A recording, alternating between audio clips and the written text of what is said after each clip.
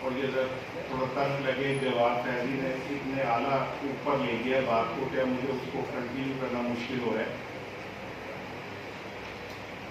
اگر ہم ایمانداری سے اپنی قوم کا جائزہ لیں، میں اپنی ہو سکتا غلط ہوں، یہ میری اپنی ذاتی، آپ نے مجھے میری ذاتی رائے کے اظہار دے دیں. میں نے بھی تھوڑی بہت دنیا دیکھی. دنیا میں سب سے زیادہ منافق، جھوٹے، پیسے کے لیے مرنے والے، ایک دوسرے کے لیے بغض رکھنے والے، ان کا بس چلے تو یہ دوسرے کی سانس بھی جو ہے اپنی مرضی سے ریلیز کرے، وہ پاکستانی قوم ہے.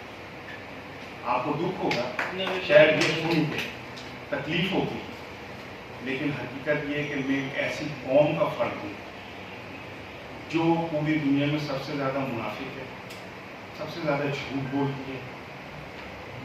رمضان کے مہینے میں جو مہینہ ہمیں تقویٰ سکھاتا ہے، جو مہینہ ہمیں روزے کے نام پہ غریبوں کی بھوک کا احساس دلاتا ہے، اس مہینے میں ہم سب سے بڑے لٹیرے ہوتے ہیں، اس مہینے میں ہم سب سے بڑے ڈاکو ہوتے ہیں.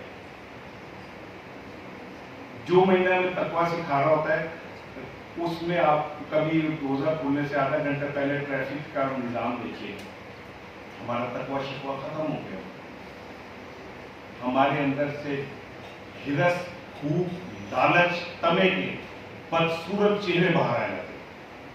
اسی دور میں نا اللہ تعالیٰ قوموں کی شکلیں جانوروں سے ملا دیتا تھا جب وہ بہت بدعمال ہو جاتی تھی. یہ اس کی بڑی مہربانی ہے، آپ صلی اللہ علیہ وآلہ وسلم کی بڑی مہربانی ہے کہ ہم ان کے امتی ہیں. اگر وہ فارمولہ اس قوم پہ لاگو ہوتا نا تو ہمارے سب کے منہ خنزیروں جیسے ہوتے. جس سطح کے اوپر ہم نے اس ملک کو اخلاقی طور پہ تباہ کیا ہے، جس سطح کے اوپر ہم نے اس ملک کو اخلاقی طور پہ ایکسپلائٹ کیا ہے.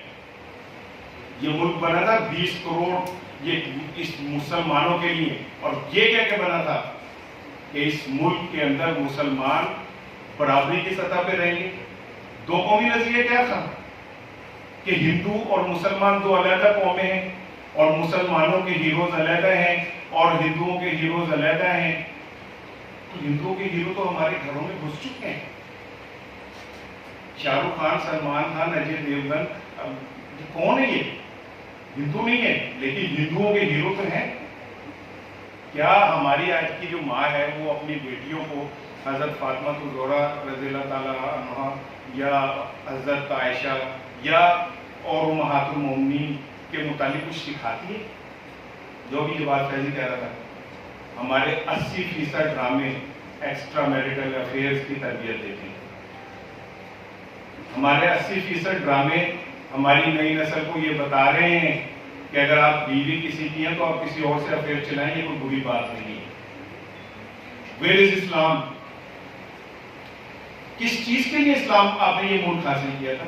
اس چیز کے لیے حاصل کیا تھا کہ اس ملک کے اوپر چند بڑے خاندان نوکری کر کے بیٹھ گئے اور جمہوریت کے نام پہ، کبھی اسلام کے نام پہ، کبھی سوشلزم کے نام پہ، کبھی روشن خیالی کے نام پہ اس قوم کو بیوقوف بنایا جائے.